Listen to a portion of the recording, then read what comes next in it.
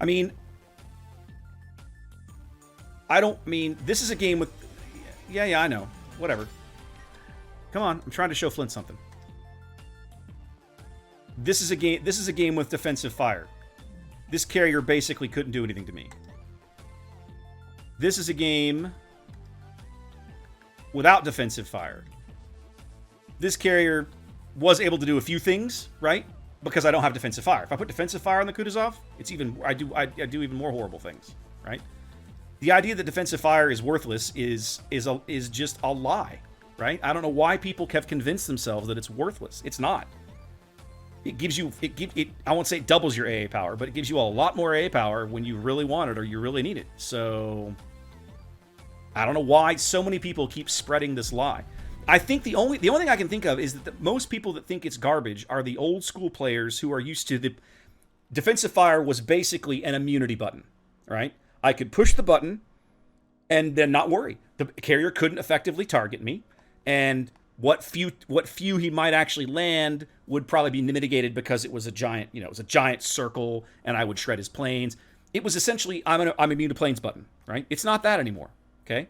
But it's not worthless. It's not worthless. Tier 8. This is ranked games, Flint. That's my point. All right, Cossack. I have to be frosty. The Edinburgh might have radar, and there's no carrier. That feels really good. Double CAG. Let's do this. Let's see. I disagree, Classic. The flak bonus is not why you take defensive fire. The flak bonus is a nice to have, right? Because defensive fire doesn't, unless you're at tier 9 or 10 and have taken that goofy mod in slot 6, defensive fire does not put up more flak. It just makes the flak hit harder, okay? Honestly, who gives a crap? Let's be honest, who gives a crap? You take defensive fire because it gives you 50% more AA power for almost a full minute if you've taken the little mod for it. Now you might not need it for a full minute. There's a debate to be had as to whether or not the mod is worthwhile. I'll admit that. I like taking it, not everybody does. Fine, I get it. It's a personal choice. But the fact that I can push a button, bam, I have 50% more AA. Then I push a button right after that, and I focus my AA. So now I've added 50% more AA before I focus my AA out on a sector. Lennius, thank you so much for the resub. And then my AA continues to ramp up from that 150%, right? Remember, if I push defensive fire and then I focus my sector, those bonuses stack. That's a lot of continuous fire you can generate out of one ship. All right, the CAGs, I think, come in at 5-4. I definitely outspot the Ulan. So I'm about on par with the CAGs. But I should outspot the Ulan. What's going to trip us up this game is spotting. With no carrier, we're going to struggle to spot basically everything. Sheepy makes another decent point that a lot of people forget, and that is if the carrier is swerving to dodge flak, as you will, as I do, right? He is going to end up spending more time eating continuous AA bursts. Now, we can argue the efficacy of that all day. That's fine. But that's the reality, is you're still dealing something while he's dodging flak bursts.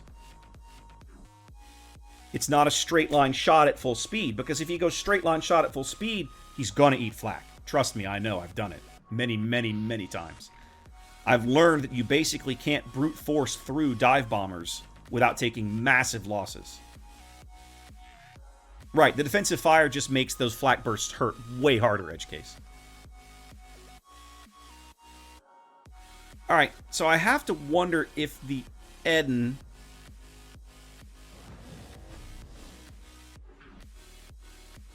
Agreed, edge case. That's my point. I agree with you. Relax. My point is simply that the idea that defensive fire is worthless is a fallacy that a lot of people just continue to believe, and I honestly don't understand why. I guess because they've never sat down and run the math. If you sit down and run the numbers, it's pretty obvious that it's not worthless. Hi, CAG. How you doing? I actually outspot this guy. How about them apples? And the good news is, I also outgun him. He's gonna love this.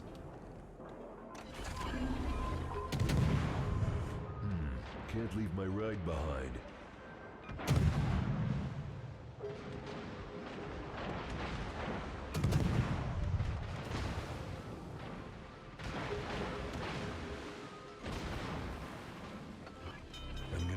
that 1 in the morning.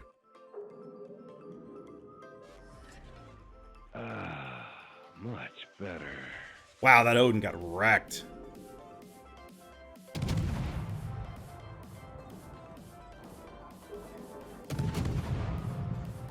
Magic 8 Ball says, you die.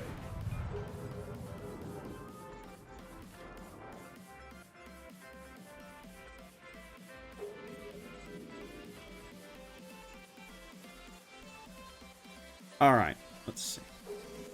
CAG is still running up here somewhere. Is Massachusetts awake? He seems to be finally waking up. Let's leave him at present.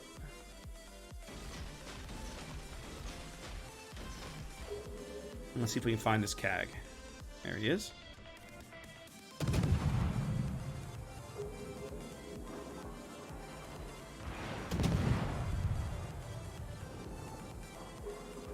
Probably shouldn't have shot at me, dude. I shot, you die. Our team is taking the lead. Time to put on the beer goggles. All right, I just want to use the smoke to break contact, so I don't have to eat secondaries all day long. Another day, another disembowelment. This guy's gonna eat a face full of torpedoes. I'm actually a little surprised he's gonna fall for that, but he is. He's gonna eat at least. He's gonna at least 2, if not 3. That feels good.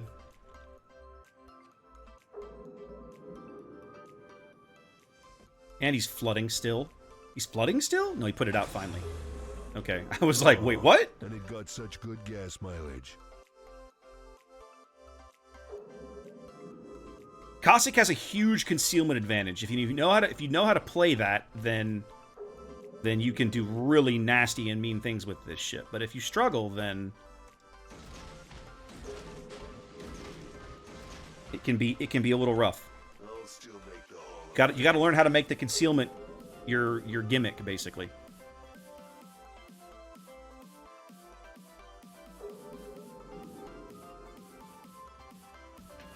Now, right now, I'm the one spotting this guy. I feel like this dude's a bot. Like, he's turned his engines on quarter speed and is just firing HE. There's no excuse for how bad this dude is playing. I mean, I'm never gonna complain about the free damage, but come on. This is awful. Execution style. The torpedoes do reload fairly quickly. About 65 seconds? 66. I was close. Yeah. Cossack has quick reloading torpedoes and 8 barrels. Her trade-off is basically her only defense from planes is to hide. She has no AA. Her AA is like angry men on deck with glasses of tea. Like that's her AA. So in this format, if you get this matchmaking is really good for me because I don't have to deal with planes. And I can basically outspot almost everybody else on the board in terms of destroyers. The trick is that if I end up in a carrier match, I have to play the game completely different. I'm not able to just run around and do whatever the hell I want, because as soon as an Enterprise, let's say, decides he wants to come for my ass, he can have my ass.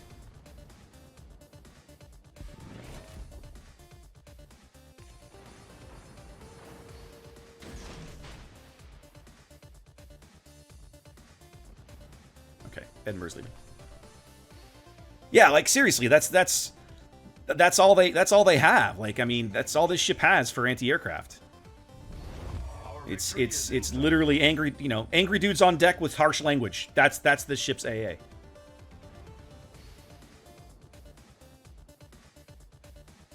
And Edinburgh cannot get away. I've got him in. And he's smoke. We know he's smoke. So.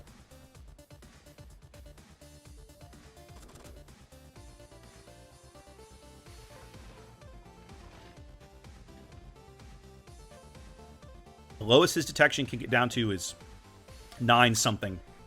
And I'm already there. I'm already inside of it. Let's see what they look like. Alderdrell is right. It's those are the only ones that are even close.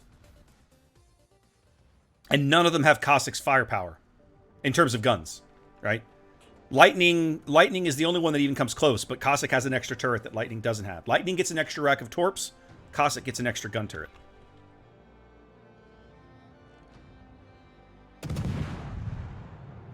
I'm actually curious what I can get out of that AP. I won't find out.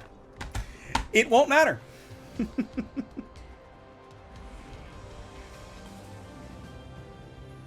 So yeah, in a game with no CV, c'est magnifique. C'est magnifique. Cossack is outstanding, kids. It helps when the enemy Massachusetts basically just feeds himself to you. I don't understand what was going on there. I feel like that guy was a bot or something. I can't really explain that in any other rational fashion. To basically spawn, turn your engine on, and randomly fire HE while you move forward at a quarter speed.